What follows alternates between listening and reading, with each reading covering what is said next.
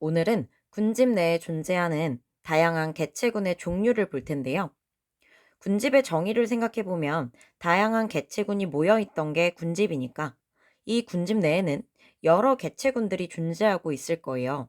이 여러 개체군들 중에서 그 군집을 대표한다라고 말할 수 있는 개체군이 있습니다. 이런 군집을 대표하는 개체군을 뭐라 부르냐? 우점종이라고 불러요.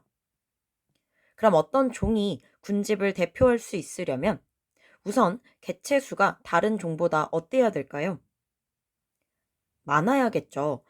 우점종의 조건은요, 개체 수는 많아야 합니다. 그리고 군집 내에 고르게 분포를 하고 있어야 그 군집을 대표한다라고 말할 수 있어요. 두 번째, 또 다른 개체군의 종류에는요, 지표종이라는 게 있습니다. 지표종은 특정 환경이 성립할 때, 환경 조건이 성립할 때 분포하는 종을 뜻하는데요. 특정 환경 조건이 성립할 때 분포가 결정되니 그 군집의 환경 조건을 알려주는 지표가 되겠죠. 그래서 지표종이라고 이름이 붙었고요. 대표적인 지표종에는 지으류라는 게 있습니다. 지으류는 처음 들어본 친구들도 있겠지만 알고 있는 친구들도 이끼랑 좀 헷갈려 하는 경향이 있어요. 하지만 실제 이끼는 식물이지만 지으류는 식물이라고 말할 수는 없습니다. 육안으로 보기에는 이끼랑 거의 비슷하게 생기기는 했으나 실제 분류학상으로는 식물이라고 분류되지 않고요. 이 지으류는 조류와 균류, 즉 곰팡이의 공생체라서 미생물 복합체로 분류되어 있습니다. 그럼 이 지우류가 조류와 균류의 복합체라고 했는데 이때 이 조류는요. 닭과 같은 조류를 말하는 게 아니라 해조류, 광합성을 하는 조류를 뜻합니다. 그럼 조류가 광합성을 할 수 있으면 광합성을 해서 유기물을 만들게 되겠죠. 그 유기물을 균류에게 제공을 해줘요. 그러면 균류는 뭘 해주냐? 조류를 보호해주는 역할을 하고요. 그 다음에 서식지를 마련해주는 역할을 합니다. 이렇게 결국 조류와 균류의 공생체는 서로 도움을 주면서 살아가고 있는데요. 조류와 균류의 공생체인 지유류는 아무리 척박한 환경이라도 그 환경에 적응해서 잘 살아갈 수 있어요. 예를 들어 맨땅, 아무것도 없는 맨땅이나 토양이 형성되어 있지 않은 곳, 이런 척박한 곳에서 모두 다 지유류는 잘 살아갈 수 있는데 이 지유류가 이산화황이 많으면 이산화황의 농도가 높으면 거기서는 잘 살지 못해요. 엔간한 척박한 환경에서는 다 잘 살지만 이산화황 농도가 높은 곳에서는 잘 살지 못합니다. 그럼 만약에 어떤 지역에 지유류가 잘 분포하지 않아. 그럼 그 지역은 뭐가 많은 지역이다 라고 결론 내릴 수 있을까요? 이산화황 농도가 높은 지역이다 라고 판단할 수 있겠죠. 이렇게 환경에 대한 정보를 제공해주는 종을 지표종이라고 얘기합니다. 그럼 우리 지유류에 관련된 영상을 하나 보고 다시 돌아오도록 할게요. 지유류는 사실 이끼 같은 식물로 많이 오해를 하고 있지만 지유류는 지유류 형성 곰팡이와 조류가 함께 공생하는 그런 공생 생물입니다. 지유류는 지유류 형성 곰팡이가 이렇게 집을 만들듯이 그 지유류 자체의 몸을 만든다고 하면 지유류 형성 조류는 그 안에서 서식하면서 어떤 외부로부터의 환경에서 보호를 받고 그리고 수분을 공급받으면서 광합성을 통해서 그런 유기물을 곰팡이한테 제공을 합니다. 그래서 쉽게 곰팡이가 이런 집, 몸을 만든다면 그 안에서 밥을 해주는 것 같은 그런 역할을 한다고 말할 수 있겠습니다. 지유류를 이끼로 되게 많이 오해하고 계시는 분들이 많은데요.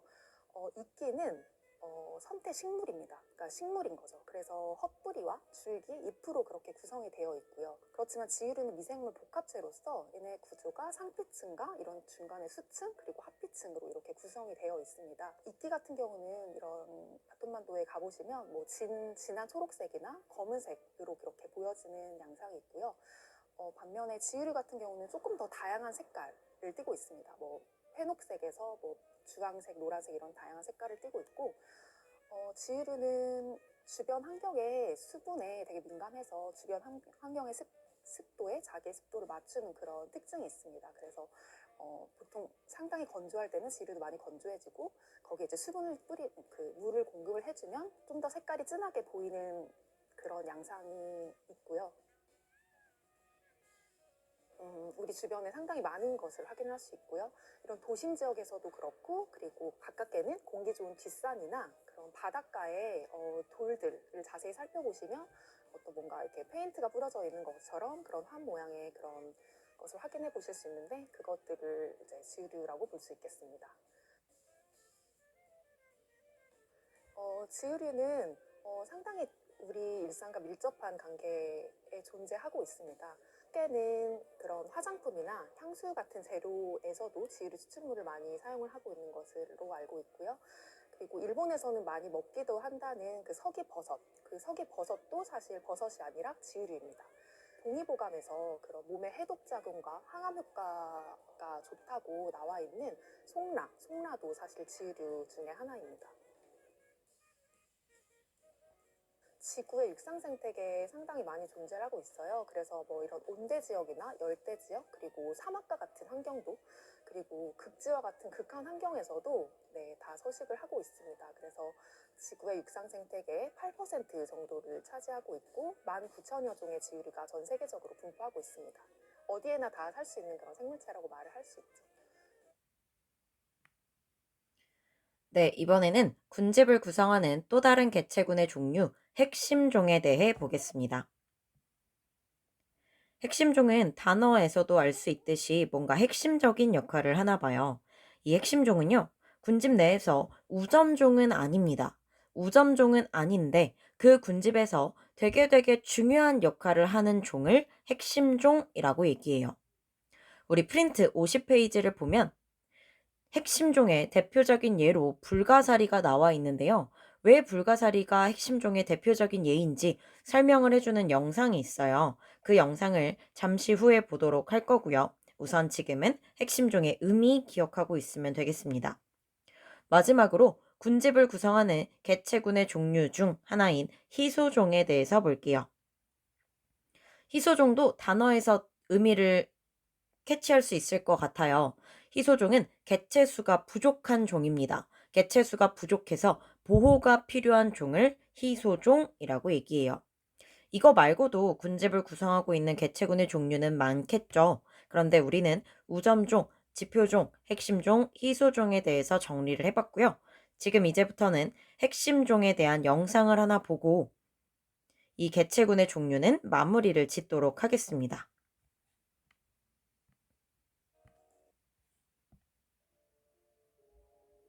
예전에 미국의 한 무인도에서 좀 특이한 실험을 했던 사람이 있었어. 네모난 구역을 정해놓고 그 구역 안에 있는 불가사리를 전부 떼서 바다로 던져버린 거야. 이걸 섬에 주기적으로 찾아오면서 무려 1년 동안이나 계속했어. 이게 무슨 할 일 없는 짓이었을까? 이게 무슨 실험이었냐면, 불가사리가 잡아먹는 게 뭐 되게 다양해. 그럼 불가사리가 없어져 버리면 이렇게 잡아먹히던 애들이 번성하지 않을까 했던 거지. 그런데 생각지도 못할 결과가 그 구역에 있던 생물 중에 절반이 날아간 거야. 불가사리가 먹지 않은 애들까지도 말이야. 이런 실험 결과에 사람들은 엄청난 충격을 받고 새로운 사실을 알아냈어. 이 하나의 종만 사라져도 생태계 전체가 이렇게 무너질 수 있다. 이게 바로 핵심종이야.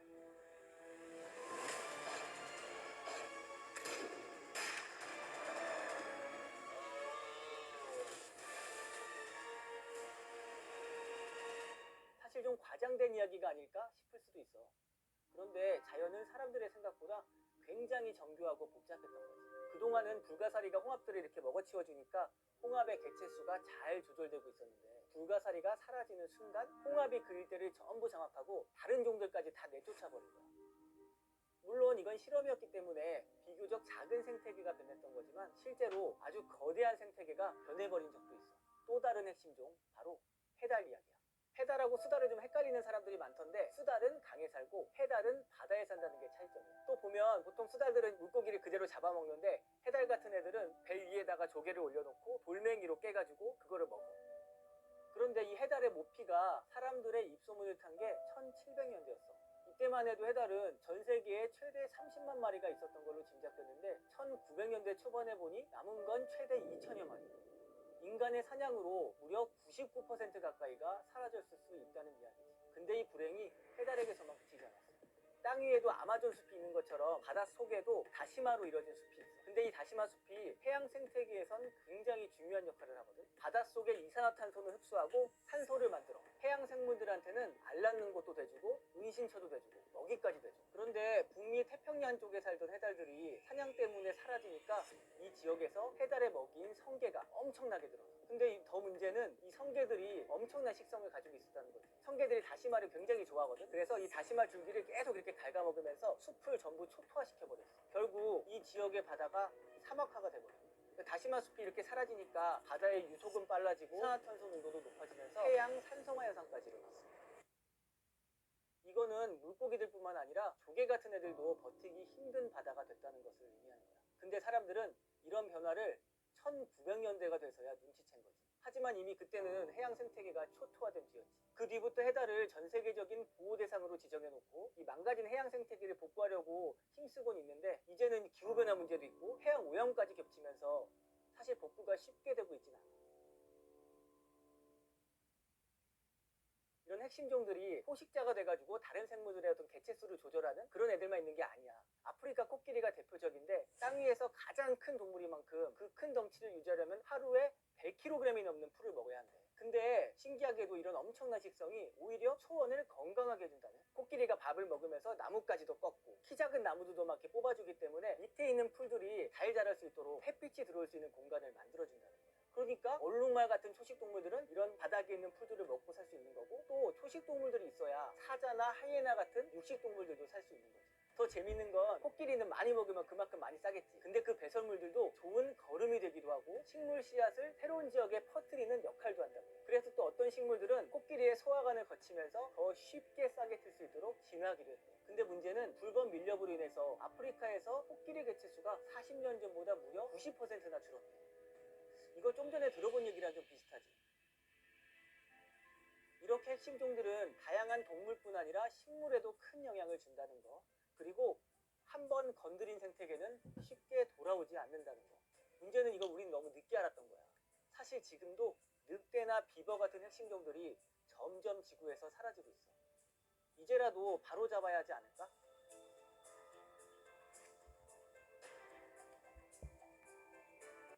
네, 우리 프린트 채워볼게요.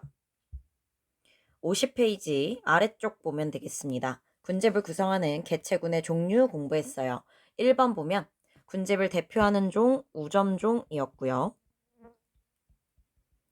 2번은 특정 환경 조건에서 존재하는 종, 지표종이었습니다. 환경에 대한 지표가 되어준다 라고 했죠. 3번 우점종은 아닌데 결정적인 영향을 미치는 종, 핵심종이라고 했고요. 마지막 보호가 필요한 종, 희소종이었습니다.